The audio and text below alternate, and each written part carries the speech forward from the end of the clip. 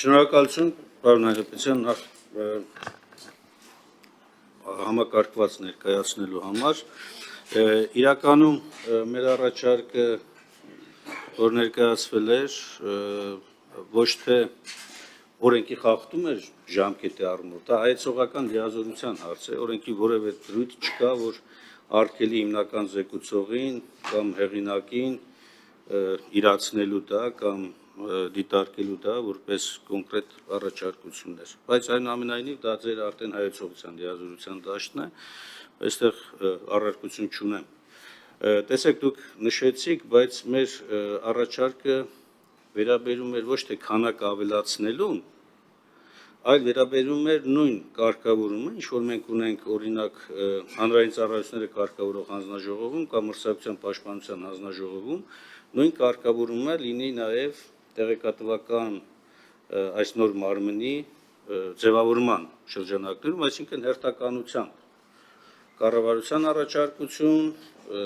իշխող խմբակցության առաջարկություն եւ ընդդիմադիր խմբակցության։ Հիմա ձեր ներկայացածով գուցե այդպես չի, ես խնդրեցի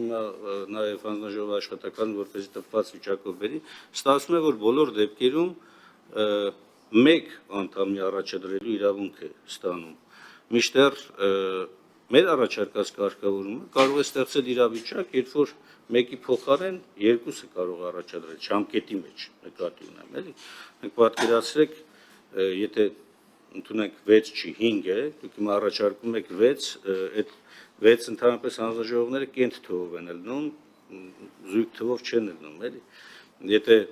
բան չի, կարող ենք էլի 5-ը պահպանել, պարզապես ընթացակարգը հետևյալն է։ Առաջադրվեց, մանավանդ առաջին օրինակ կազմի ժամանակ, առաջադրվեց 1, 2, 3, լրացավ, այս հաջորդ փուլը առաջադրման իրավունքը կառավարություն, իշխող մեծամասնություն եւ այլն, այսպես շարունակ։ Հիմա տրամաբանությունը դա այստեղ հուշում է, որ հնարավոր է, որ 2 անձ առաջադրվի։ Ժամանակի ցանկացած փուլում հնարավոր է, որ մի այ ներկայացման իրավունք ունեցողը ժամանակի մեջ նույն իր գործունեության ժամանակահատվածում 2 անձ կարողան առաջադրի ըստ հերթականության։ Հետևաբար, որպեսզի թյուրիմացություն չլինի, խնդրեմ այստեղ հստակ բարձրաբանում, սահմանվել է ուղղակի 1 քվոտա, թե առաջադրման իրավունք, սա հստակեցնենք առանց սահմանափակման, քվոտայի սահմանափակման։ Եթե որտեղ սկզբունքային հարց է սա, կազմավորման տեսակետից եւ գործունեության տեսակետից։ Երկրորդը մենք ունենք նաև առաջարկություններ կապված ազգային անվտանգության ոլորտում եւ այլ կարևոր ոլորտներում այն կոշտ սահմանափակմանը, որ սույն օրենքի դրույթները չեն տարածվում այդ ոլորտների վրա։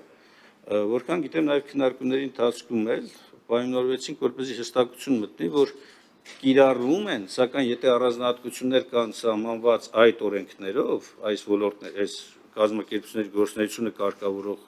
ոլորտներով, ապա կիրառվում են այդ առանձնահատկությունները,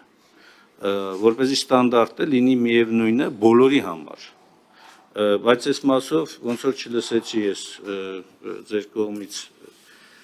տեսակետ, խնդրեմ, որպեսզի նաև այս մասով բարձրաբանում ներկայացվի։ Իսկ ընդհանուր առմամբ շնորհակալ եմ մեր առաջարկները քննարկման առարկա դարձնելու համար։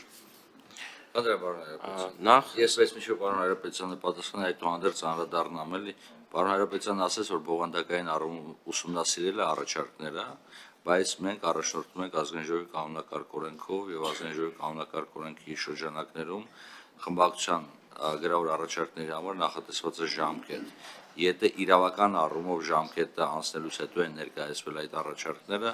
մենք համարում ենք, որ նման առաջարկներ չկան, բայց այդ բովանդակային այդպիսի արգելք չկա, պարոն Վարդան, հիմա ասած հայեցողական լիազորության դաշտում է։ Դա մեկնաբանության հարց է, բայց մենք այդպես ենք մեկնաբանում, եթե կարիք ունեք, երբ մեկնաբանում եք, կարող ենք առանձին աշխատանքային քննարկման խնդրեմ։ Ես պարոն Մինասյան չեմ մտնի այդ իրավական հարցերի մեջ, որովհետև հատկապես այս հանձնաժողովում պատգամավորները շատ ավելի լավ են տիրապետում իրավական նրբություններին, քան ես, եթե դուք պնդում եք, որ հայեցողական է, ապա մենք կողմ ենք քվեարկում ձեր առաջարկին։ որովհետև քաղաքական մշակույթի տեսանկյունից կառավարություն կամ իշխող ուժ ընդդիմություն երկխոսության կուլտուրայի տեսանկյունից անձնապես ինձ համար նախընտրելի է, որ եթե կա մի դրույթ, որի շուրջ կա կոնսենսուս, մենք ընդունենք ընդդիմության առաջարկը եւ երբեմն մեր հանրությանը նաեւ այս շենքից դրական ինչ-որ լիցքեր ու ազդակներ հղենք, որ կա երկխոսություն եւ ինչ-որ կարեւոր նախագծերի շուրջ երբեմն նաեւ լինում են հրաշքներ, որ լինում են կոնսենսուսներ քաղաքական հակամարտող կողմերի միջև։ Եթե դուք պնդում եք, որ մեր հայեցողությամբ է, ապա ես կխնդրեմ հանձնաժողովի նախագահին քվեարկության դնել, որպեսզի նաեւ արձանագրվի, որ մենք դիրքորոշում եւ վերաբերմունք ենք հայտնում Հայաստան խմբակցության ներկայացրած առաջարկների վերաբերյալ եւ ոչ թե մենք ենք հանդես գալիս այդ առաջարկներով, սա արդեն հանձնաժողովի որոշմանն եմ թողնում, ըստ էության հենց ՀՑԿՀ-ի մոդելով ենք առաջնորդվում։ Հենց ճիշտ նույնությամբ, եթե ուզում եք ես ընթերցեմ ձևակերպումը, հանձնաժողովի նախագահի թափուր պաշտոնում թեկնածու առաջադրելու իրավունք ունի կառավարությունը, հանձնաժողովի մյուս անդամների թափուր պաշտոններում թեկնածու առաջադրելու իրավունք ունեն հաջորդաբար կառավարությունը, ազգային ժողովի կառավարող խմբակցությունը եւ ազգային ժողովի ընդդիմադիր խմբակցությունը։ Ընդ որում, եթե ազգային ժողովի կառավարող կամ ընդդիմադիր խմբակցությունները մեկից ավելի են, ապա ազգային ժողովի կառավարող կամ ընդդիմադիր խմբակցությունները հանձնաժողովի անդամի համապատասխան թափուր պաշտոնում առաջադրում են նախապես համաձայնեցված մեկ միասնական թեկնածու։ Կառավարությունը հանձնաժողովի անդամների թեկնածուներ առաջադրելիս պետք է առաջնորդվի առավելագույնս տարբեր մասնագիտական կարողություններով եւ այսպես շարունակ։ Այսինքն այս մասով ձեր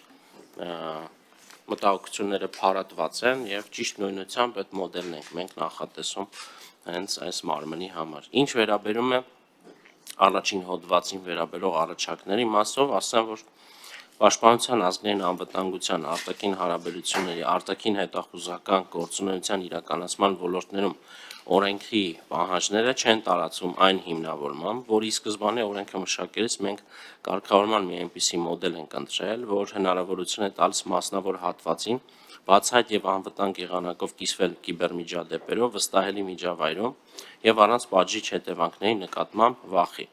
Մեկ խոսքով եթե նշենք, կարող ենք ասել, որ այս մոդելը քաղաքացիակենտրոն մոդել է եւ այն երկար քննարկումների արդյունքում է ձևակերպվել։ Միևնույն ժամանակ ամենևին չի էլ բացառում այլ օրենքներով այդ մասում կարգավորումների նախատեսումը, օրինակ հարակից օրենքների փաթեթով ներկայացվել ազգային անվտանգության մարմինների մասին օրենքում փոփոխություններ եւ լրացումներ կատարելու մասին օրենքի նախագիծը,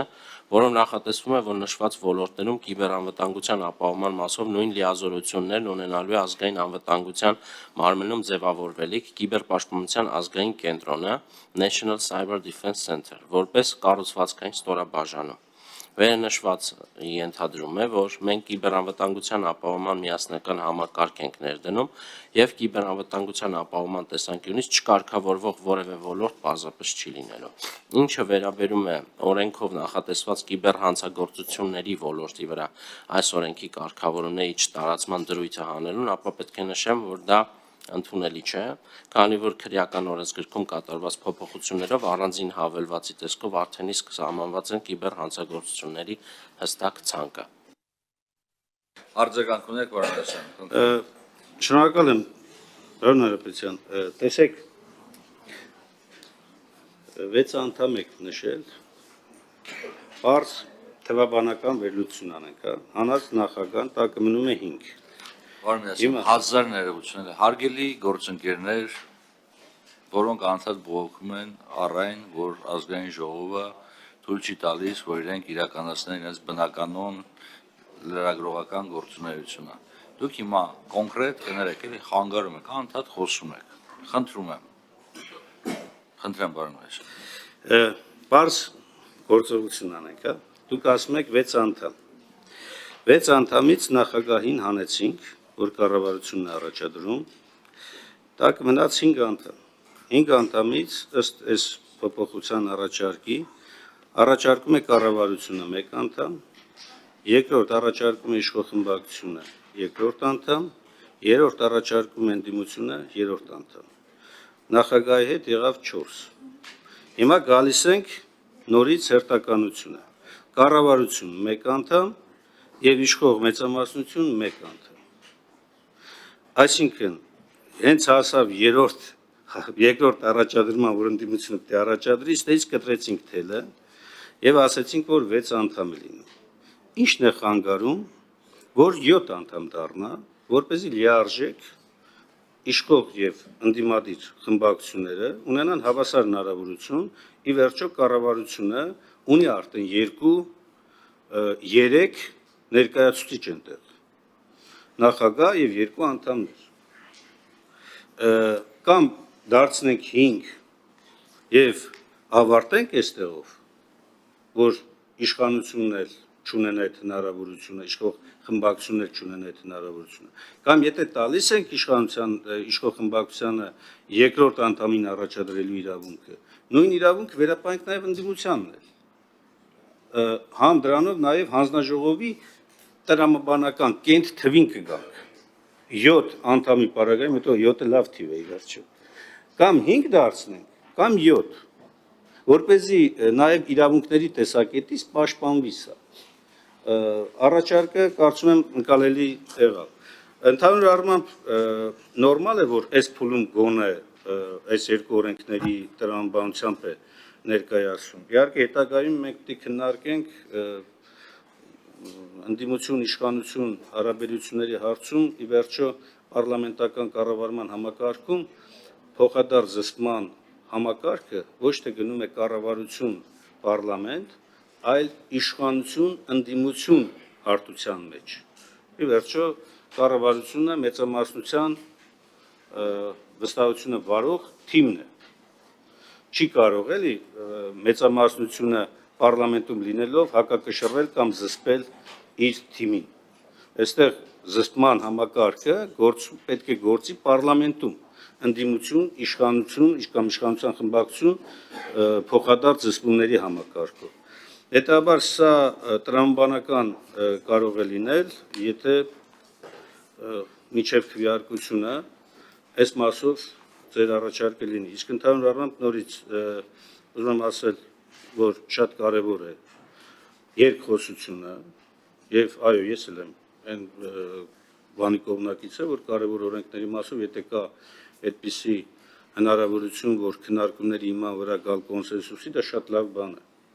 Հիմա այս դեպքերից մեկը սա կարող է լինել այդ դեպքերից մեկը, կոնկրետ այս առաջարկի մասով։ Ինչ վերաբերում է երկրորդի մասով ձեր ներկայացած հիմնավորմանը, անշուշտ իմ համար ընդունելի չէ, հասկանում եմ, բայց ընդունելի չի, որովհետև օրինակ ստանդարտները անկախ ամեն ինչից պետք է կիրառելի լինեն պետական նաև բոլոր մարմինների համար։ Եվ չէ, հիմա այդ կոնկրետ այդ դրույթը ինքը խնդրահարույց է դարձնում ստանդարտների կիրառման տեսակետից։ Եթե խնդրահարույց չի դարձնում, խնդրեմ պարզաբանում այս մասով ավելի հստակ, որովհետև տպավորությունը, որ այս կիբեռանվտանգության մասին օրենքի հոդվածները, կարգավորումները, բոլորը, խոսք չի գնում մենակ պետական մարմնի կարգավորման տեսակետից, վերահսկողության տեսակետից, այլ ստանդարտների, այլ գաղտնիության օրինակ պահպանման այլ կանոնների, որոնք ստանդարտների ներքո կարող են շատ ավելի լայն լինել, քան զուտ միայն առանձին օրենքներով կարգավորումներով։ Սա է առաջարկի իմաստն ու տրամաբանությունը, որն եղել է։